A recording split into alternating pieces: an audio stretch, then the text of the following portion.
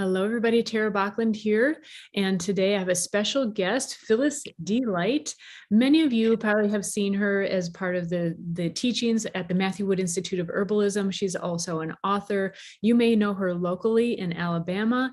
And if you haven't met her before, here she is for you to talk about a really important topic. By the way, she's an herbalist, nutritionist, has quite a varied background to speak on this topic.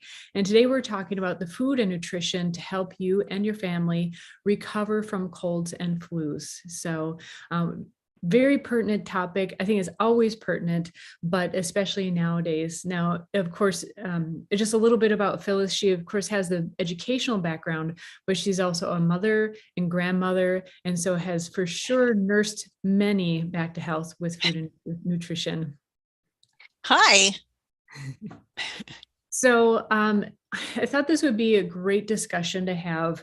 Not only is winter here at the time of this recording, but we're always facing colds and flus. It just seems to be the peak season in winter.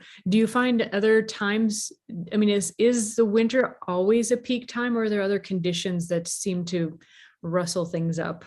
Well, I do think winter is a peak time. Everybody is kind of bunched up into their home. Air is not circulating. We're not breathing deep, fresh air that kind of like moves things through or in and out of our lungs.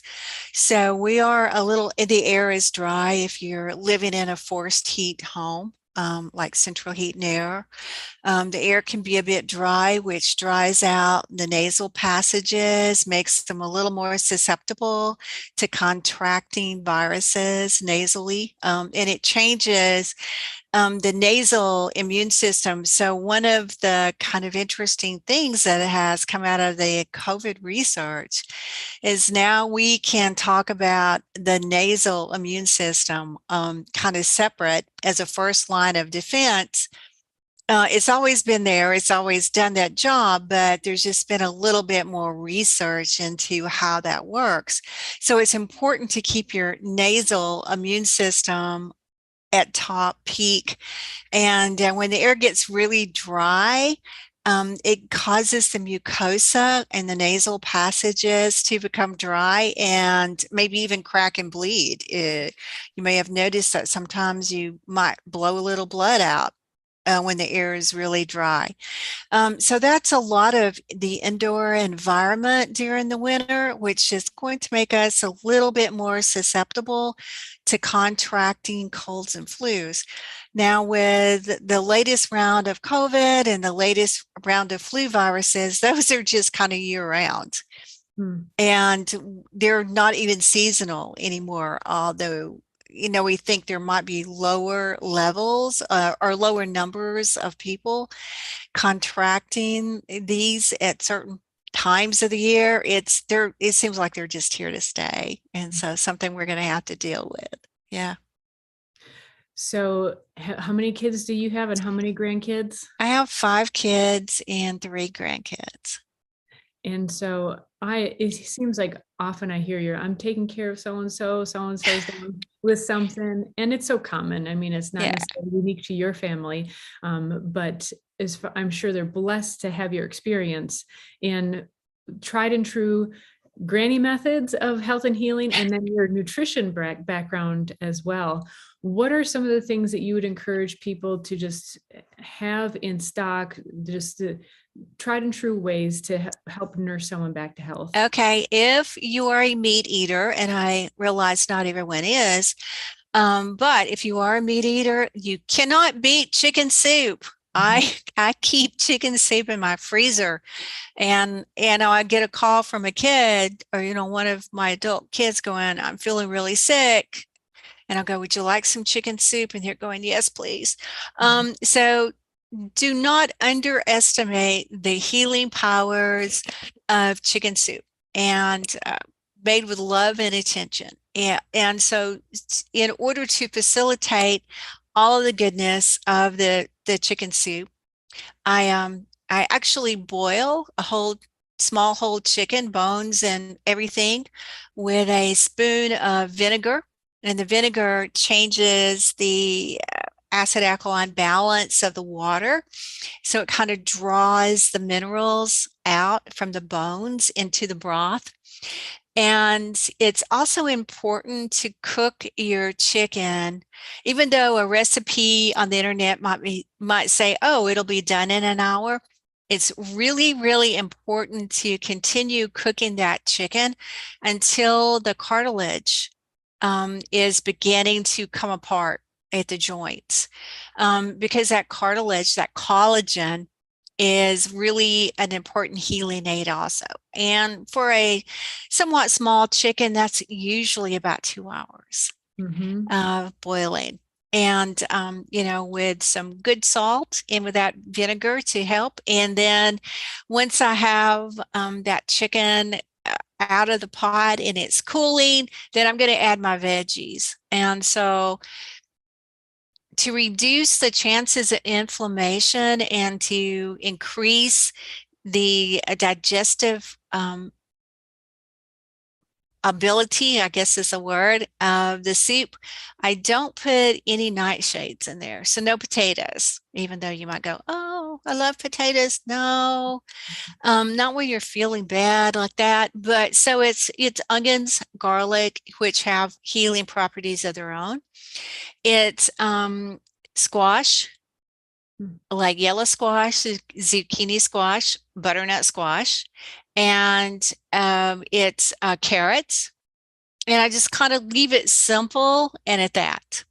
And, cook those until they're soft and done. And, then you add your spices. And I don't tend to add my spices till the end of the cooking, because if spices cook a long time, you're going to lose their flavor and their healing properties. So toward the end of the cooking, I might add turmeric, which gives a nice also color to the chicken soup, right? Might add oregano or thyme, might add some medicinal mushroom, like a little reishi maybe. And if I am doing reishi, it will be a double extracted, pre-cooked decoction that I'm going to add in. I might add a little astragalus. Astragalus goes really well in chicken soup. You don't even know it's in there. You don't even taste it. And so then I'll add my herbs and spices in, and it's a full cornucopia of amazing healing all of its own. It's just really true. So I keep chicken soup in my freezer, and when I run out, I like, oh, I've got to make chicken soup. So it's ready in advance, and it doesn't have to wait to the last minute for me to make it. So my number one go-to, folks, chicken soup. Now, if you're a vegetarian, you can make a vegetable broth that maybe won't have the collagen in it, but it would still be with the same basic vegetables, and just make a vegetable broth. So that's soothing on the tummy. It's easy to get down. It reduces inflammation and improves electrolyte status.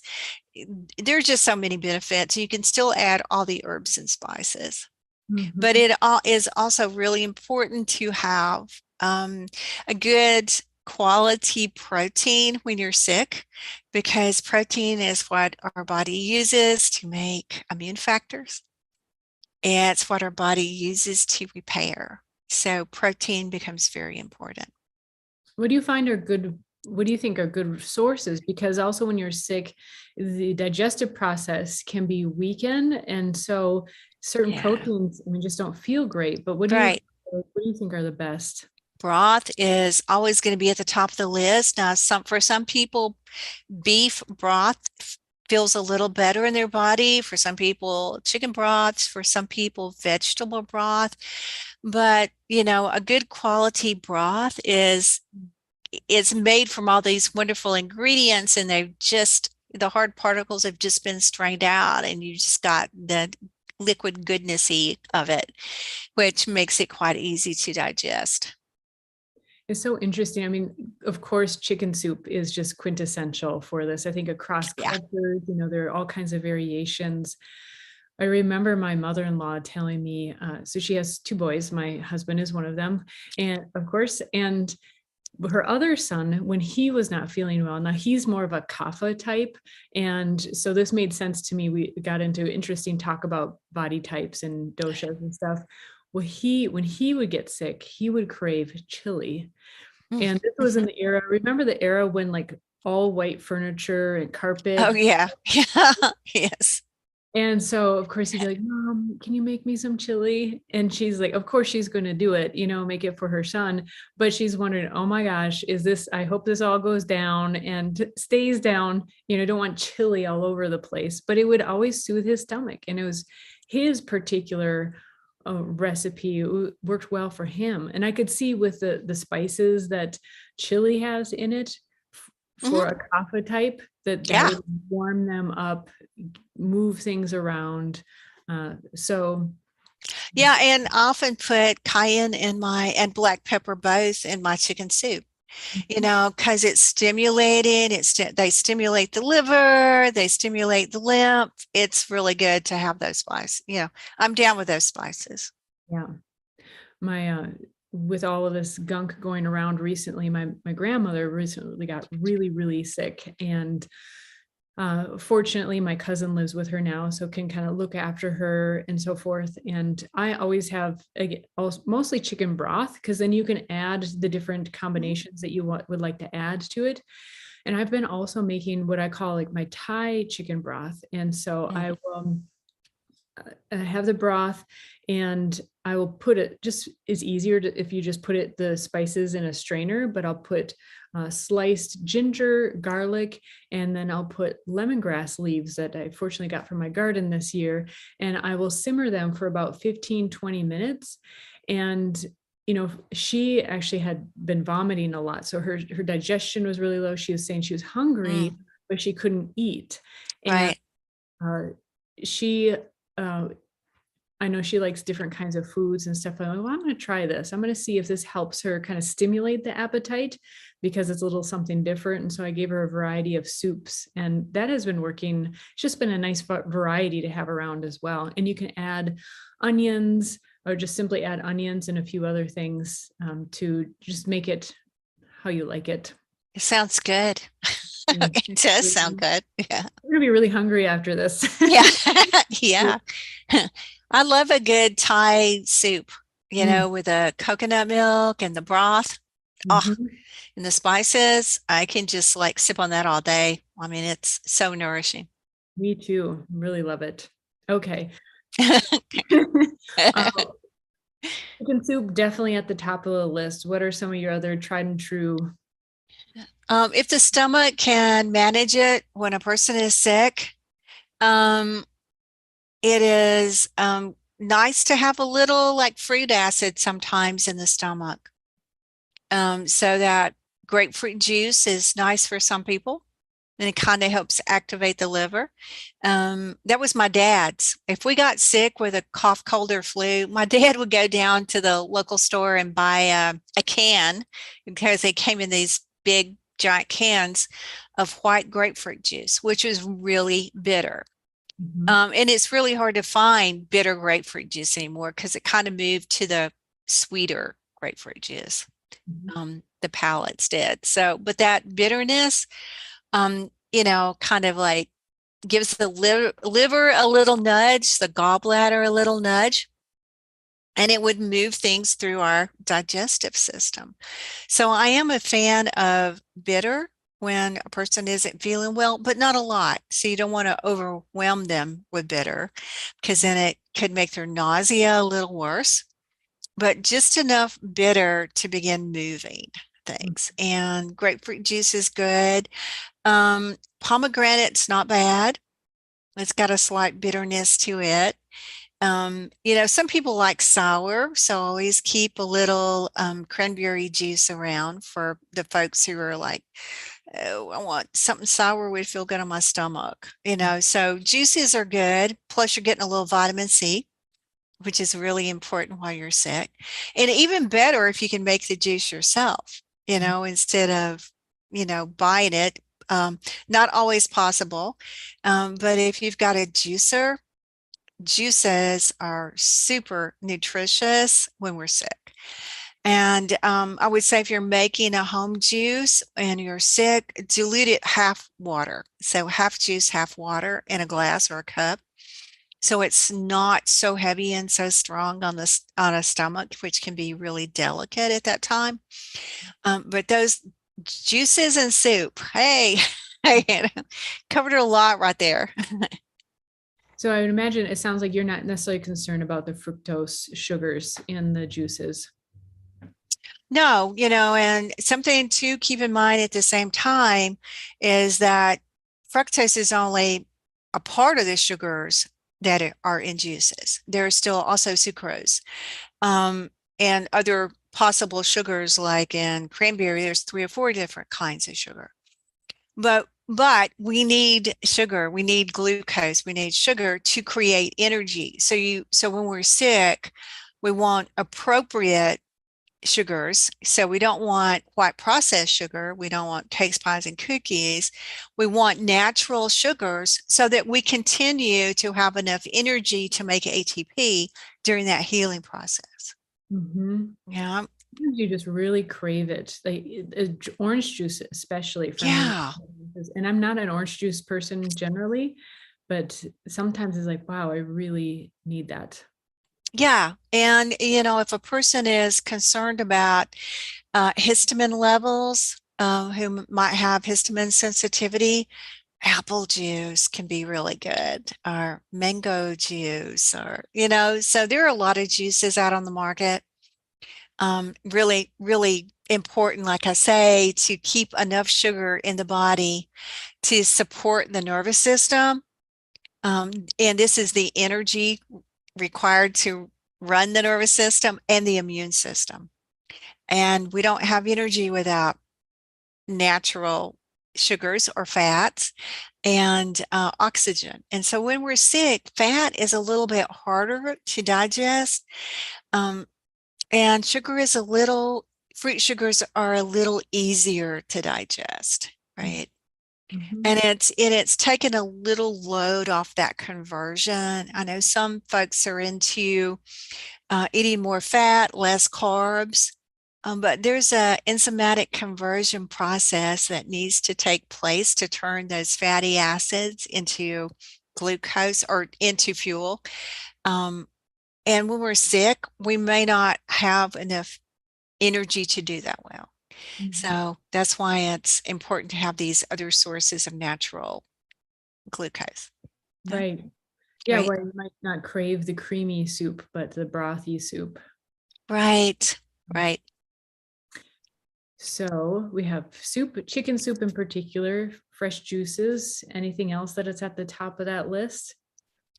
Well, also when you're really sick, another reason not to eat a lot of fat is it really clogs up the lymph system. Mm. So lymphatic system carries some fats, and it needs to be busy doing the immune activity thing and not carrying around fats. So the kind of fat that's in chicken is what's the word I'm looking for? It is not solid at room temperature, which means it's low in saturated fat. So when we're really sick, we want to stay away from as much saturated fat as possible, but lean more toward the polyunsaturated and monounsaturated fats. And that's why the fat in chicken soup is so good. But it's also why the fat in beef is not so good when we're sick. Mm-hmm. So also encourage folks to, if they're doing beef and making a broth, to put the broth in the refrigerator, of course, and let it cool. And then that fat solidifies at the top of your container, and then you just pull it out and throw it away. Because you don't need or want that when you're really sick. It's too hard on the digestive system and Yeah. not very useful at that point. Not many people cook often with lamb, but that is especially true for lamb. I know there are just times and seasons where I just don't feel like eating that anyways because it's so rich. It's so rich and so heavy and so fatty. I know. Yeah. Yep. Even if you're feeling well sometimes. Yeah, it's really heavy. Mhm. Too heavy for the sunny South most of the time, I can imagine. Yeah. Yeah, definitely. So, how about nutrition? What are the components? I mean, we all think of like vitamin C, upping vitamin C, but maybe dispel some myths or clarify for us what maybe a top three in food and nutrition to Hmm. focus on or in herbs. Okay, well, let's think about nutrition. Vitamin C is very important when we're sick. And recent study came out and said that we really don't process more than about 250 milligrams of vitamin C a day. A day, A not day, even per serving. a day. And what does it depend on what type, what form, no matter Nope, what? they looked at several different forms and sources, and it, our kidneys have to process the extra. Mhm. And 250 for most people, some people may have extra needs, right? But for most people, 250 is utilized and there's not a lot extra. And so the extra is flushed out through the kidneys and or the body has to use calcium to create, the alkalinity of calcium in order to bring balance to the acidity of large doses of vitamin C.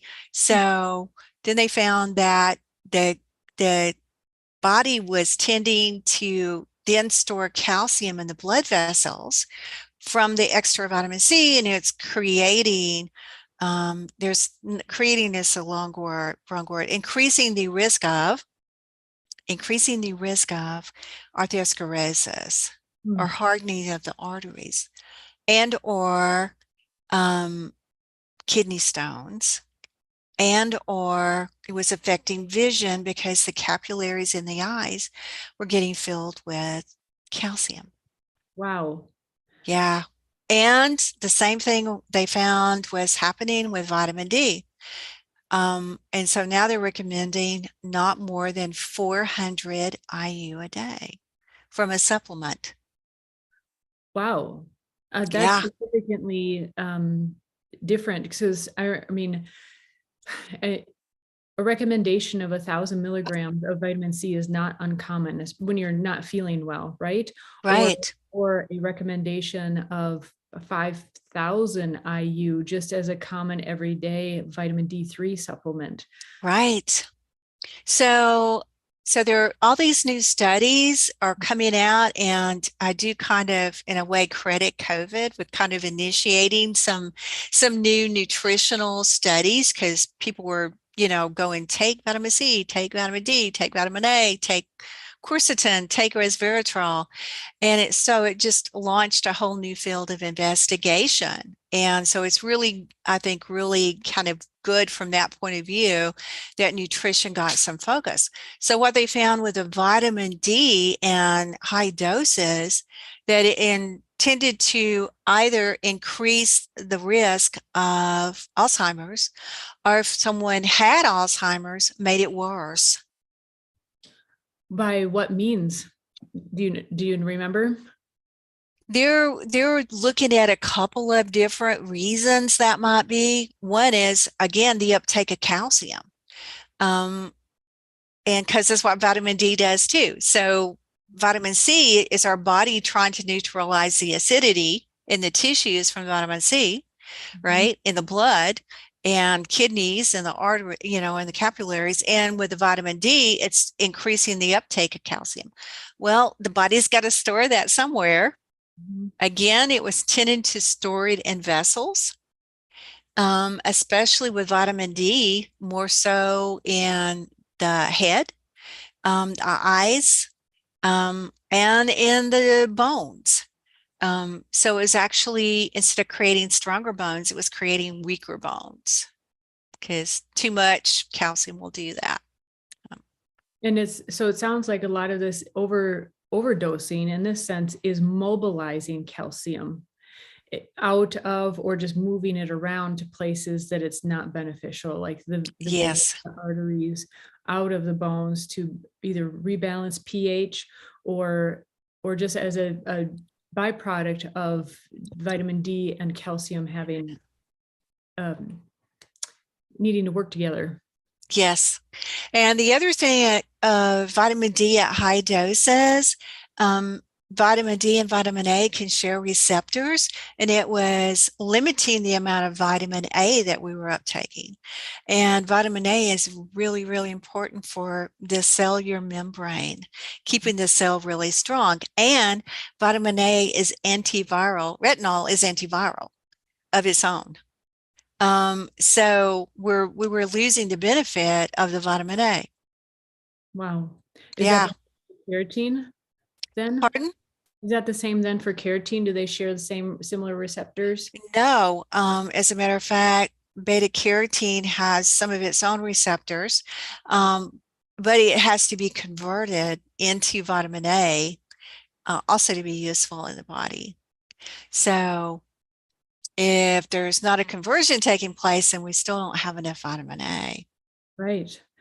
Wow. So, what are the implications of this to you? Because for so many years, especially with vitamin C, it's been if you were not feeling well or we want to prevent illness or maintain health, especially like in your skin and certain tissues, to really Right. increase your vitamin C.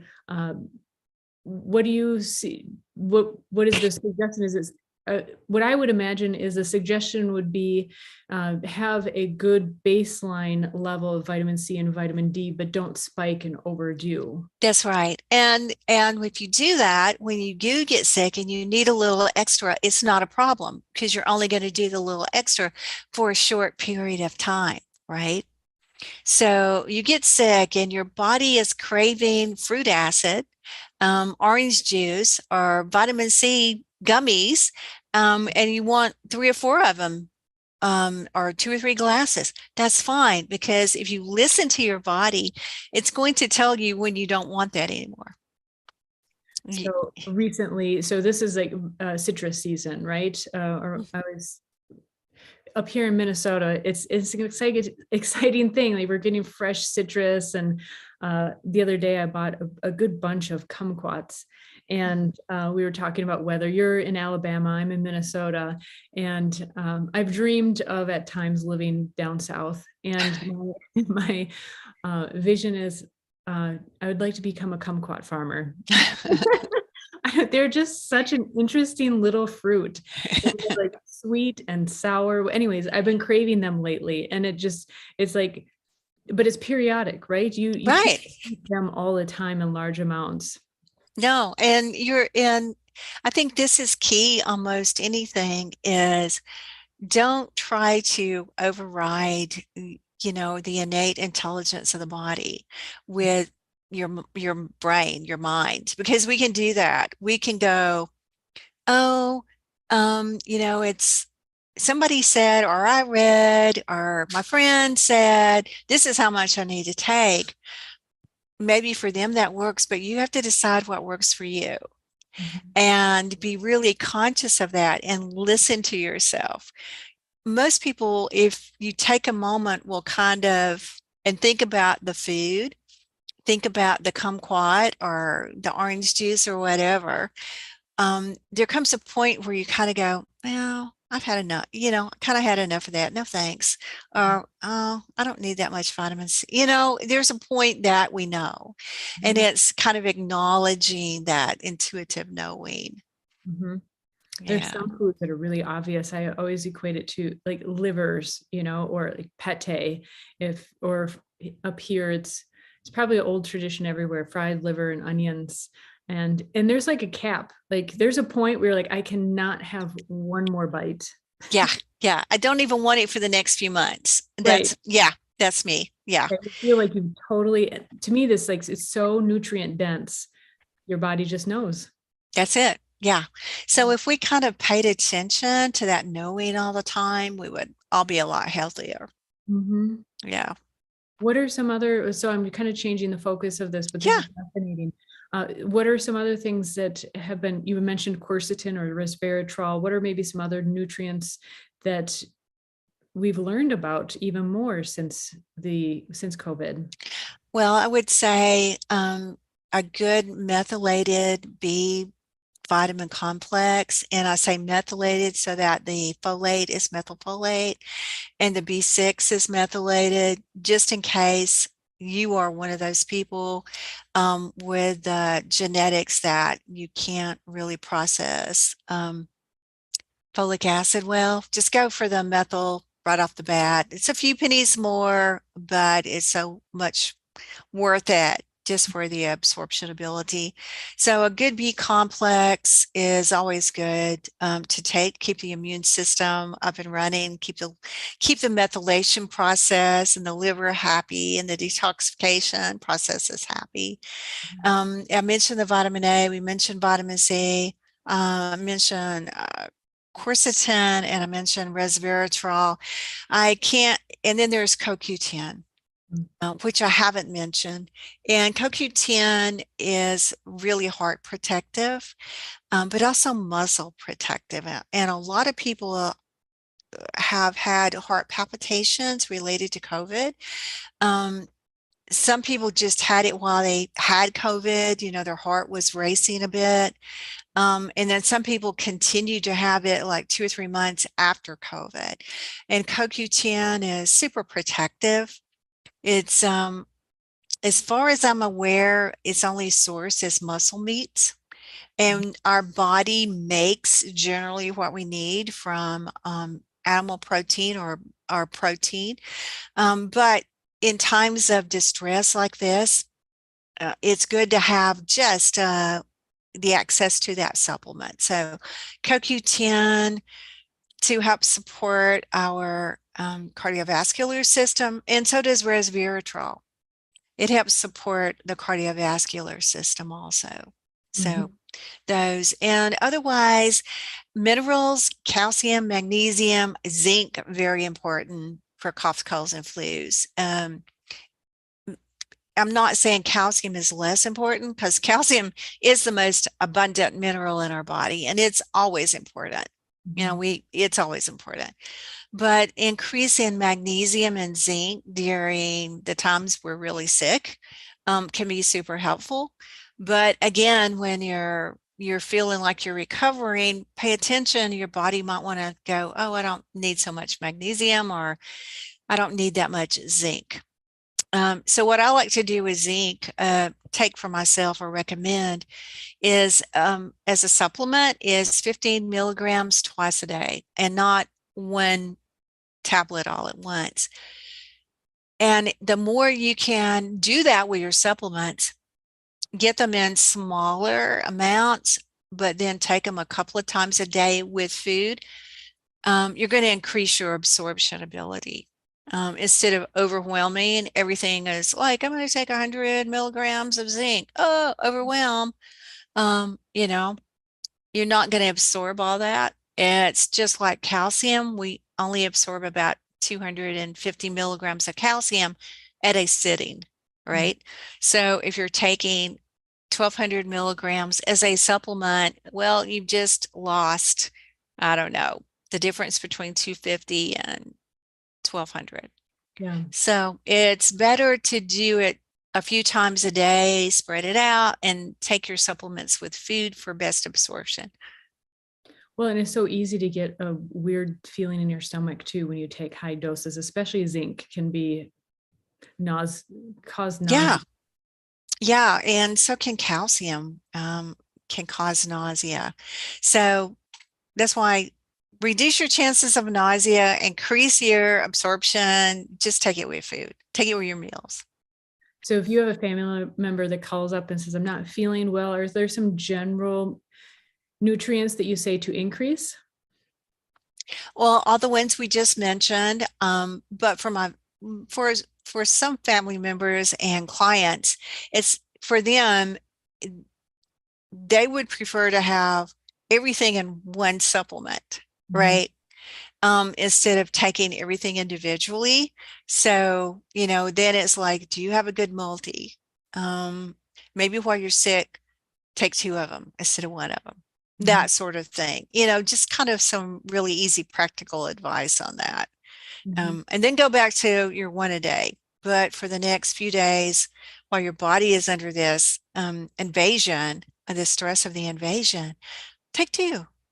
Mhm. Not going to hurt you, right? But it's often also the case that when we're really sick, we don't want to take a supplement. We don't want to take anything. Mhm. Also encourage people to take as many liquids as they can instead of capsules or tablets or soft gels. Kind of like go for the liquids. They're going to be already much easier to digest Mhm. and easier on the stomach. So generally with something like the flu or maybe COVID, the first 3 or 4 days, you don't want to take anything. Don't want to take anything. This is when the juices and the broth and the chicken soup are doing their job, Mhm. right? And then as the stomach improves, digestion improves, then you can add the supplements for rebuilding in. Mhm.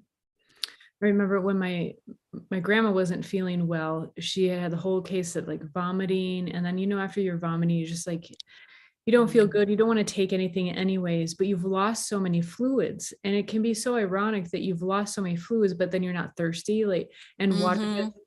just doesn't taste good. I mean, to a lot of people, water doesn't taste good. Sometimes you just need to put Right. some lemon in it. If you're feeling fine, just put some lemon in it. Make sure to get your water. That's right. But I brought over an electrolyte drink for her, and because sometimes you're so low, it seems like you don't even have those electrolytes or the salts in you to want to absorb. And I That's found right. that helpful personally at times too. Yeah, yeah. Electrolyte drinks are good. I no doubt about that.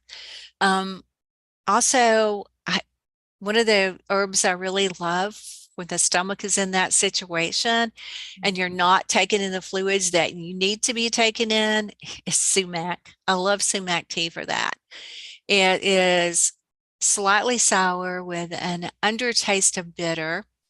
Um, Most people find they don't want honey in it when they're sick, but some people do. So you can sweeten it or not sweeten it.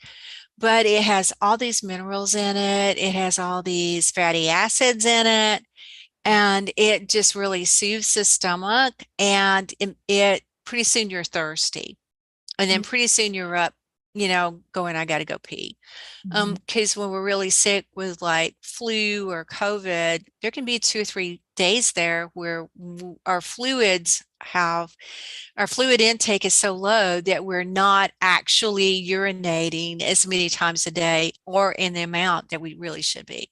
Mhm. So that is something else to watch for. And ever how you can get those fluids down to keep the kidneys processing out the toxins is very important. So sometimes it's just honey and salt or sugar and salt in some water, right?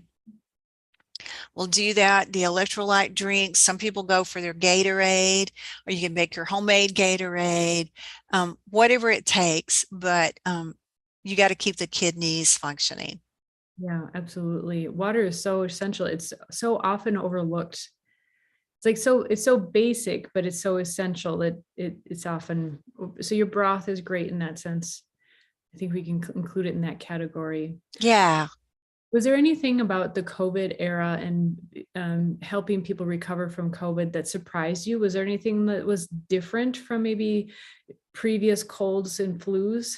The cardiovascular issues that have and the microclotting and all the cardiovascular stuff, because that's not typical flu for Mhm. most people. So you can get COVID pneumonia, but you can get flu pneumonia. So in some ways, the respiratory issues were very similar, if not the same, types of issues that you would get with the flu, but the cardiovascular um, microclots, I don't even know. I mean, the heart palpitations, myocarditis, all that was new. It was different, and it's a lot, you know.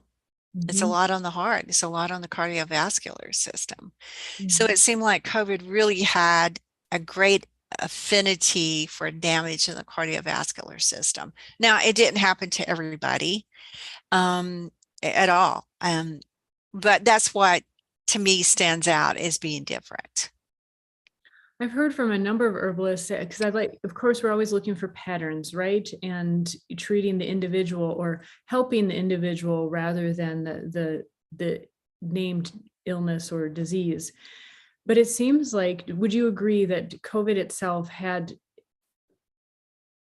a commonality in that some people might experience heart or vascular issues, but otherwise it was kind of all over the place? Yeah, because we have ACE receptors in every organ system in our body. So, for some people it was reproductive, some people it was lungs, and in the early days it kind of focused on lungs. But, cardiovascular system, heart, vessels are full of ACE, receptors. Pancreas, ACE receptors, thyroid, ACE receptors. So ACE receptors are everywhere. So COVID could be everywhere. Or anywhere, maybe that's better.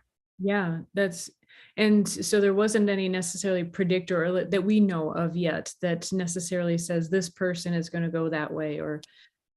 I've not seen anything that kind of makes that prediction. I mean, you can look at family history to some extent, but even that I found wasn't a really good indicator. I mean, a number of young women are having fertility issues, or their monthly cycle has been disrupted in some way. Who would have guessed? Because it wasn't just one time or 1 month or 2 months. It's for some of these women, it's been going on for 3, 4, 5, 6 months. And, it's not improved. Who would have guessed? That's not kind of typical.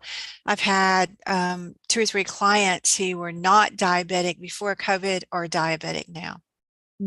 I mean, just with COVID became diabetic because that's where it went. And flu sometimes also goes to the pancreas.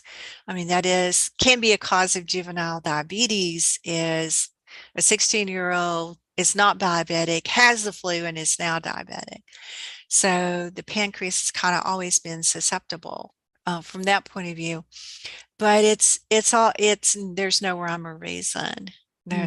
So all we can do is be as healthy as we can, support ourselves nutritionally as much as we can and as well as we can, and move. So from the studies, the single most important indicator for whether a person ended up with long COVID and or in the hospital was exercise and how much they moved before they got COVID and during COVID.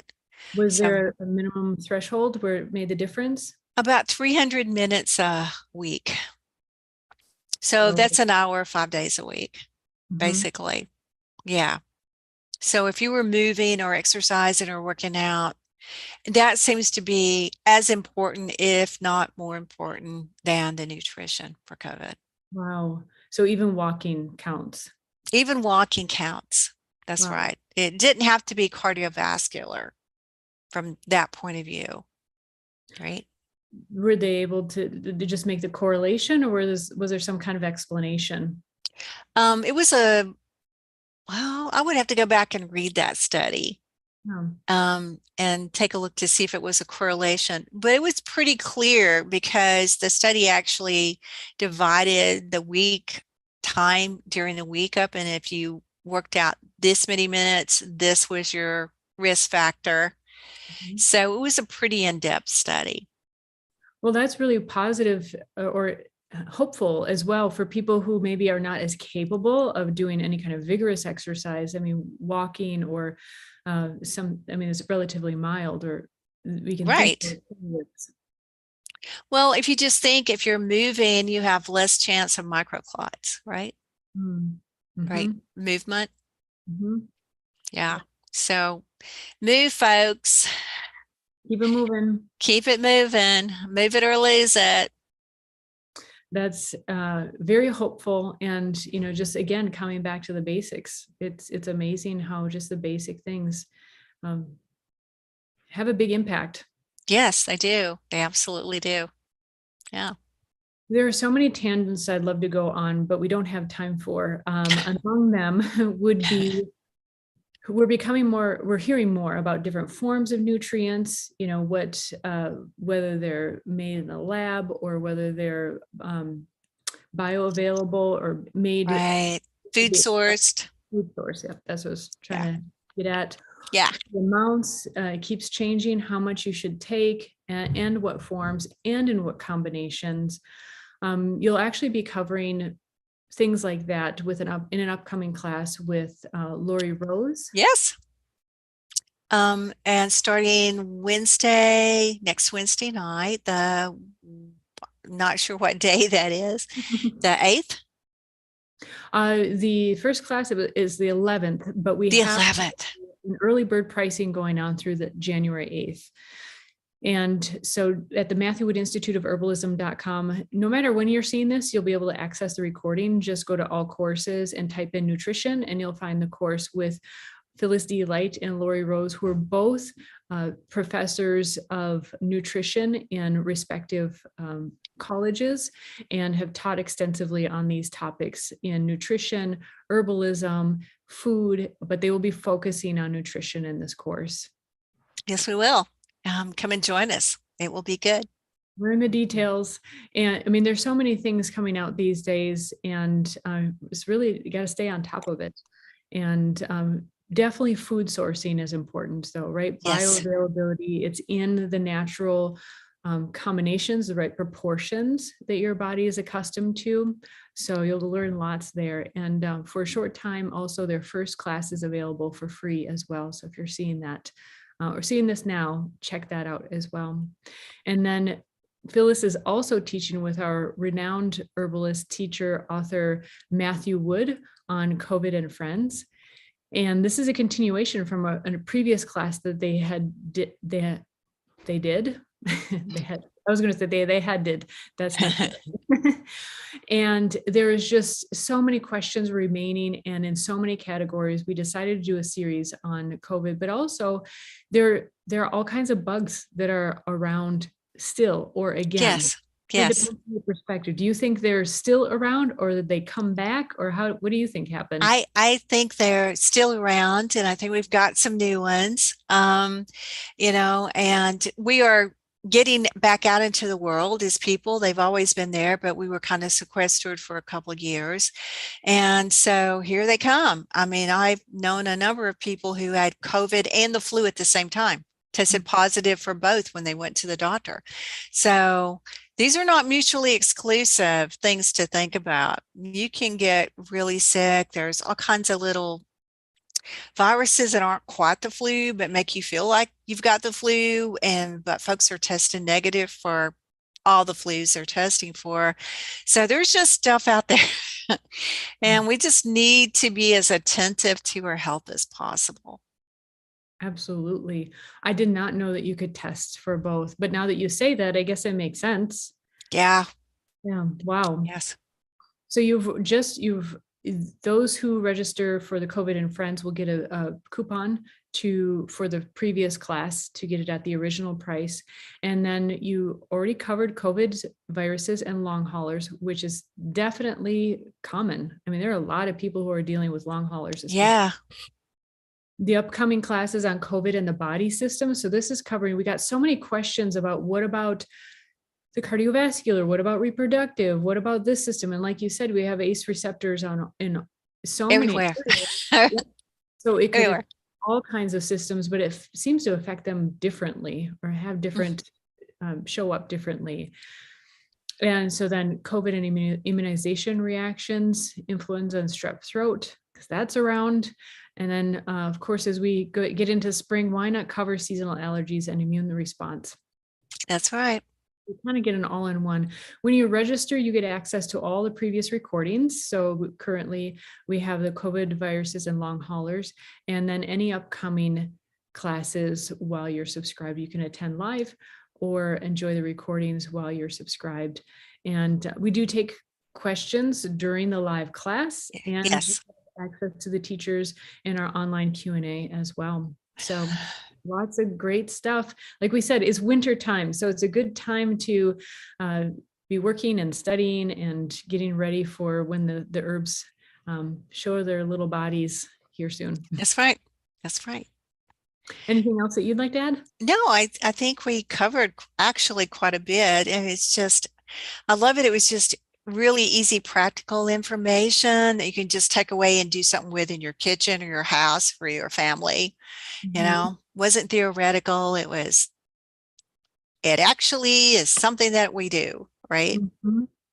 And don't forget the good old gestures of love. Is there something particular, maybe on a warm, cuddly note to end? Particular that your grandkids or your kids, is just your mama's touch? Oh, well, food has always been one of the ways I show my kids I love them. You know, how basic is it that as a mama, you feed your child? I mean, it's the first thing you do is put your child to your breast. Your whole life is about showing the people you love them through food in some way or the other. Well, that's been my thing. I love you, let me feed you, kind of thing. So I always do kind of like special meals and dishes for people when they're sick or it's their birthday, and actually have in one of my cookbooks my kids' name written by recipes that they particularly like. So if there's something going on with them, I get the cookbook and go, oh, well, we're having this tonight because he likes this one or she likes that one. So I guess that's why I started with chicken soup. Lovely. Yeah. Well, those of you who are listening, share in the comments your favorite recipes or ideas. Maybe you have something that's particular, different. Maybe you have a cultural background that there might be a slight variation. We'd love to hear some different ideas. Sometimes we just need something new as well to rotate in. And it's just fun to learn too. It's just fun to learn. Yeah. And fun to share. Absolutely. Yeah. Well, thank you so much for taking time out to join us and to share. You're welcome. And look forward to those classes. All righty.